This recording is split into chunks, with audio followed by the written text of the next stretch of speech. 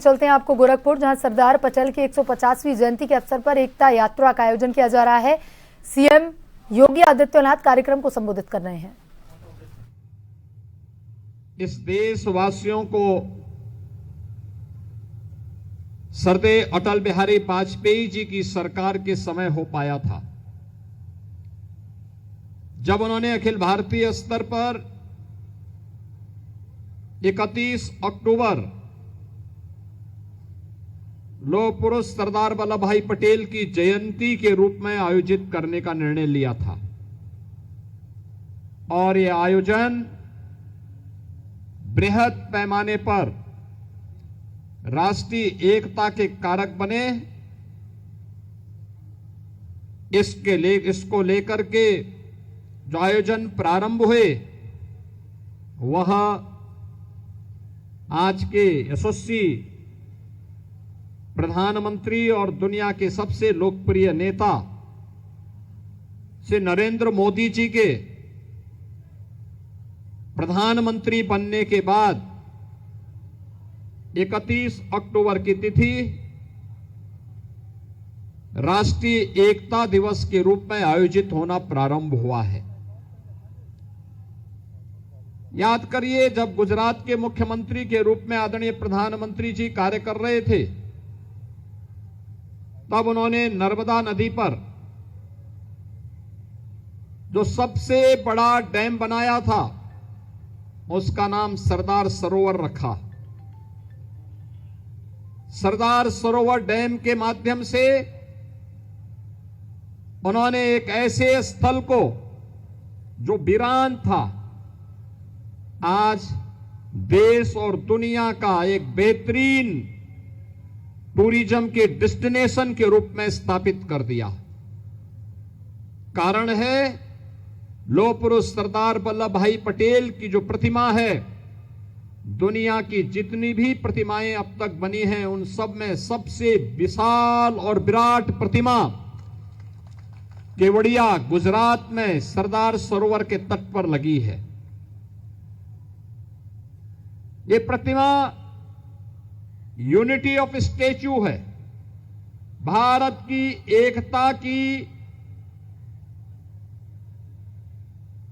मूर्ति है, जो लौह पुरुष के रूप में पूरे भारत को मार्गदर्शन दे रहा है।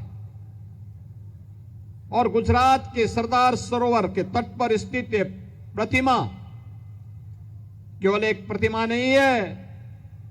याद करिए, जब मोदी जी मुख्यमंत्री थे, गुजरात के मुख्यमंत्री के रूप में उन्होंने पूरे देश से भारतीय जनता पार्टी और उसके आनुषंगिक संगठनों से 2013 में अन्नदाता किसानों से, श्रमिकों से, नागरिकों से लोहा एकत्र करवाया था। घर का फालतू लोहा दान करो, मिट्टी दान करो। भारत की माटी और भारत का लोहा जब बनेगा, एक साथ मिलेगा, तो दुनिया की सबसे बड़ी प्रतिमा स्थापित होगी। और यूनिटी ऑफ स्टैच्यू जो लौह पुरुष सरदार वल्लभ भाई की और दुनिया की अब तक की सबसे बड़ी प्रतिमा बनी है, वह लौह पुरुष सरदार वल्लभ भाई पटेल की गुजरात में केवड़िया में स्थित 31 अक्टूबर को पूरे देश के अंदर यूनिटी फॉर रन के रूप में राष्ट्रीय एकता दौड़ का आयोजन हर एक जनपद में आयोजित हुआ।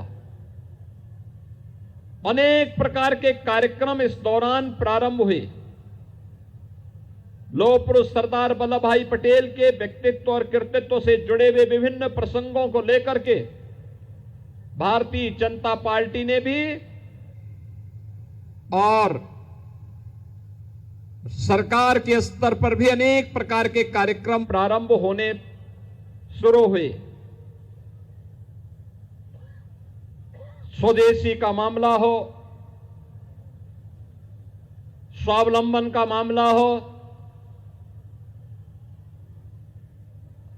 राष्ट्रीय एकता के सामने जो चुनौतियां हैं, इन चुनौतियों को लेकर के होने वाले कार्यक्रम हो, व्यापक जन जागरण की दृष्टि से ये कार्यक्रम चल रहे हैं। रन फॉर यूनिटी के साथ ही यह कार्यक्रम पूरे देश के अंदर बृहद पैमाने पर प्रारंभ हुए हैं और वर्तमान में आज से भारतीय जनता पार्टी 75 जनपदों में रन फॉर यूनिटी के कार्यक्रम के बाद अब एकता यात्रा का प्रारंभ